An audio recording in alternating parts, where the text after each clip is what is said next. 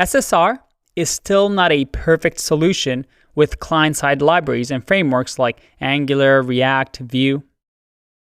Every time I've worked on a project where we had to implement server-side rendering with these libraries, it has increased the complexity of the app, and it just has never felt right.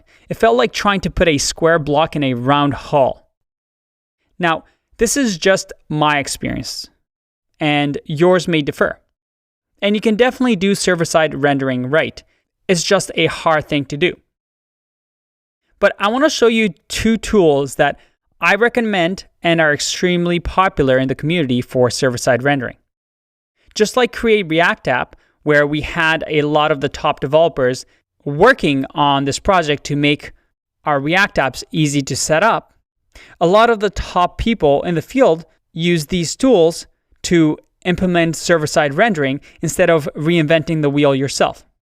And just like Create React App, it avoids all the configuration so that you're actually able to focus on building your app instead of just setting things up and working on the configuration. So let's look at both of them. The first one is Gatsby.js.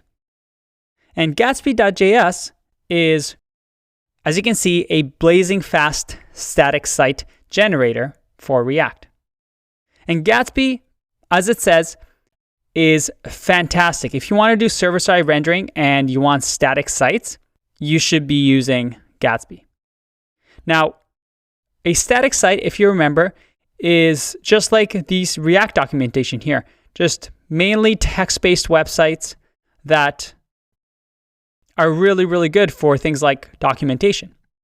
And as a matter of fact, React uses Gatsby here to have their documentation. So if the official React documentations are using it, you know that it's a great library. The second one is called Next.js, and they're on version 5 right now, but they're constantly updating it. Next.js, unlike the Gatsby.js project, which is a static site generator, Next.js is a full-blown dynamic tool to build rich applications. You can build in Next.js what you could do on the client side with React. Really dynamic applications that go beyond just static text-based websites. The cool thing with Next.js is that instead of you having to implement render to string and implementing your own server-side rendering with React, it's very easy to use and they do all that for you. And it's probably the best implementation of server-side that I've seen. And a lot of people in the community recommend it. You see, with them, you don't have to worry about setting up Webpack, React Router for your routing, React and React DOM.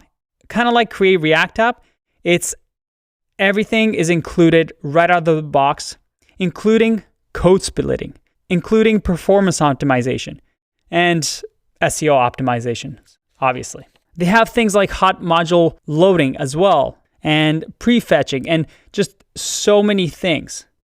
It's a great, great library, and again, some really smart people are working on this project. So anytime you use server-side rendering, I recommend you go with Next.js. And as a matter of fact, in the next couple of videos, I'm going to show you a quick demo of how to build a Next.js app. So I'll see you in the next one. Bye-bye.